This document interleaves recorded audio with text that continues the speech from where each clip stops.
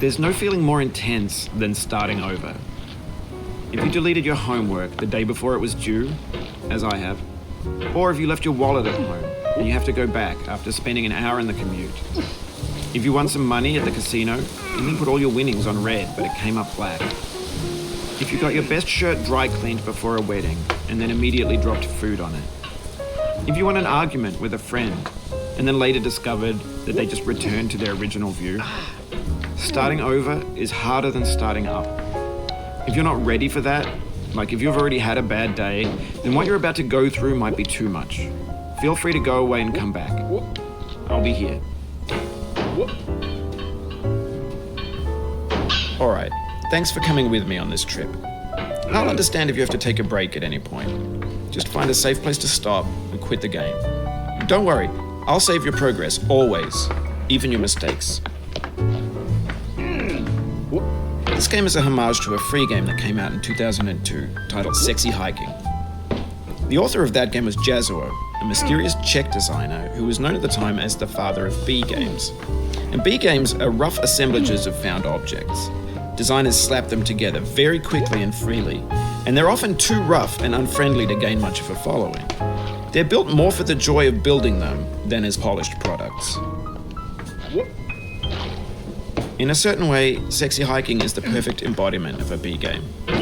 It's built almost entirely out of found and recycled parts, and it's one of the most unusual and unfriendly games of its time.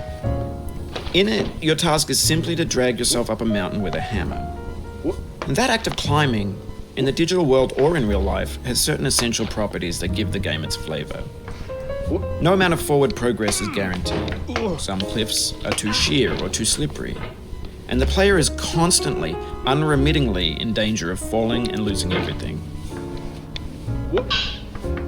Anyway, when you start Sexy Hiking, you're standing next to this dead tree that blocks the way to the entire rest of the game. It might take you an hour to get over that tree, and a lot of people never got past it. You prod and you poke at it, exploring the limits of your reach and your strength, trying to find a way up and over. And there's a sense of truth in that lack of compromise. Most obstacles in video game worlds are fake. You can be completely confident in your ability to get through them once you have the correct method or the correct equipment or just by spending enough time. In that sense, every pixelated obstacle in Sexy Hiking is real.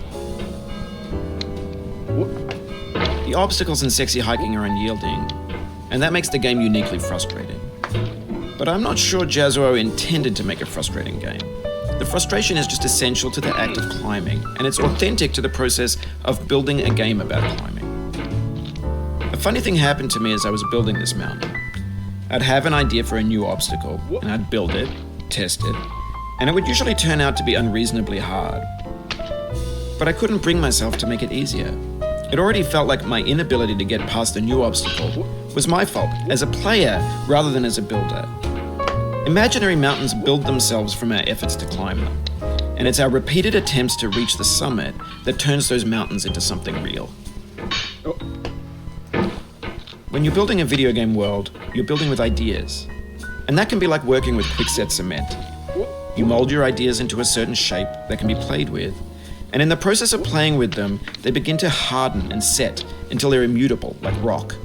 And at that point, you can't change the world.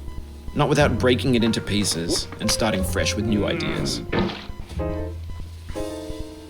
For years now, people have been predicting that games would soon be made out of prefabricated objects, bought in a store and assembled into a world. And for the most part, that hasn't happened, because the objects in the stores are trash.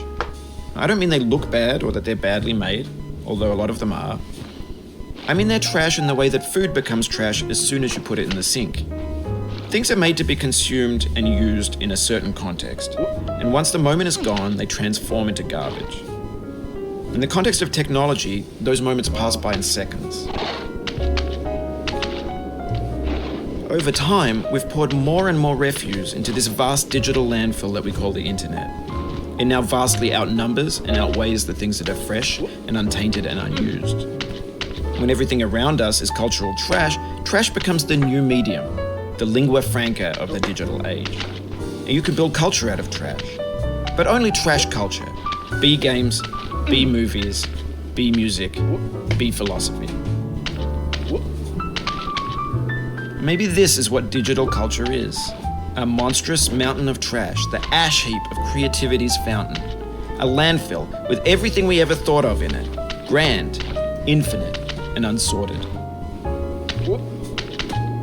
There's 3D models of breakfast, Gen X's fanfic novels, scan magazines, green screen Shia LaBeouf, banned snuff scenes on LiveLeak. Facebook's got lifelike bots with unbranded adverts and candid shots of Kanye and Taylor Swift mashups, car crash epic failed GIFs, Russian dashcam vids, discussions of McRibs, discarded, forgotten, unrecycled, muddled, rotten, untitled. Everything's fresh for about 6 seconds, until some newer thing beckons, and we hit refresh. And there's years of persevering, disappearing into the pile, out of style, out of sight. In this context, it's tempting to make friendly content that's gentle, that lets you churn through it but not earn it. Why make something demanding if it just gets piled up in the landfill, filed in with the bland things? When games were new, they wanted a lot from you. Daunting you, taunting you, resetting and delaying you. Players played stoically. Now everyone's turned off by that.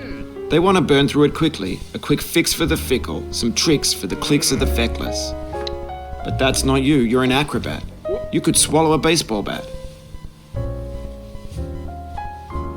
Now I know, most likely you're watching this on YouTube or Twitch, while some dude with 10 million views does it for you. Like a baby bird being fed chewed up food. That's culture too. But on the off chance that you're playing this, what I'm saying is, trash is disposable, but maybe it doesn't have to be approachable. What's the feeling like? Are you stressed? I guess you don't hate it if you got this far, feeling frustrated. It's underrated. An orange is sweet, juicy fruit locked inside a bitter peel. That's not how I feel about a challenge. I only want the bitterness. It's coffee, it's grapefruit, it's licorice. It feels like we're closer now, composer and climber, designer and user. You could have refused, but you didn't.